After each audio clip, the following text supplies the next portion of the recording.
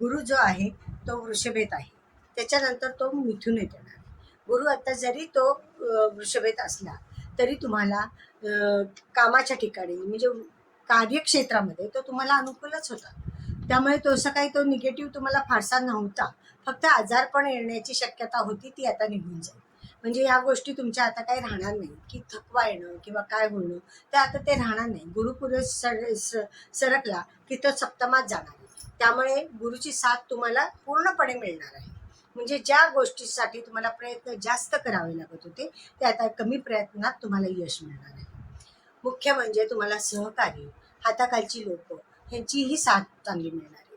त्याच्यानंतर घरातनं, जोडीदाराकडनं, तिथूनही तुम्हाला काही गोष्टी आपोआप सहजतेने होताना दिसतील, कारण त्यांची साथ तुम्हाला मिळणार आहे. त्याच्यानंतर तुमचं कम्युनिकेशन चांगलं होणार आहे. काम करण्याची जी उत्साह आहे तो वाढणार आहे. तुमच्या स्वतःचे प्रयत्न वाढणार आहेत. तर ह्यामुळे तुम्हाला तुमची प्रगती होताना दिसणार.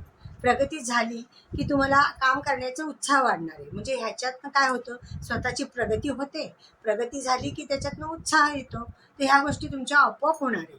गुरुची पॉझिटिव्हिटी मिळाल्यामुळे तुमचं व्यक्तिमत्व विकास होणार आहे. नवीन नवीन शिकण्याची तुमची जी इच्छा आहे ती ह्या काळामध्ये पूर्ण होईल. नवीन योजना तुम्ही कार्यान्वित कराल. नवीन योजना करताना एकापेक्षा अनेक संधी येण्याची शक्यता आहे. ते कुठल्या संधी घ्यायच्या आणि कुठल्या संधी सोडायच्या हे विचारपूर्वक तुम्ही करू शकता. चांगल्या संधी तुम्ही घ्याल, त्याच्यातही तुम्हाला चांगला फायदा होईल. आर्थिकदृष्ट्या तुमची अतिशय चांगली प्रगती होईल, चांगले लाभ मिळतील. त्यामुळे आर्थिकदृष्ट्या हा कालावधी अतिशय चांगला आहे. फक्त काय आहे, काम करताना घाई करू नका.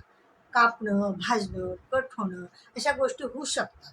तर ह्याची काळजी तुम्ही घ्या. वाहन चालवतानाही सावकाश नीटनेटकं चालवा. काय होतं, जरी आपण कितीही चांगलं चाललं तरी समोरची व्यक्ती कशी चालवेल ह्याचा निर्णय म्हणजे काय की तुम्ही दक्षता घ्या की कुठे आपण चाललोय, कसं चाललोय, काय चाललोय, म्हणजे कुठल्याही प्रकारचा त्रास होणार नाही याची दक्षता तुम्ही घेतली पाहिजे.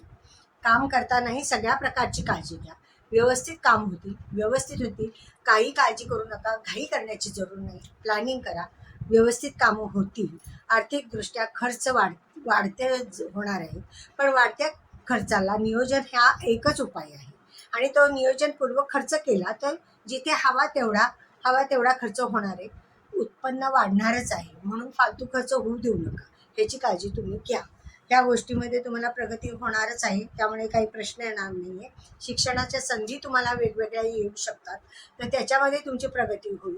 आणि मुख्य म्हणजे नवीन कल्पना तुम्ही व्यापारात, व्यवसायात, नोकरीमध्ये तुम्ही अंमलात आणू शकता.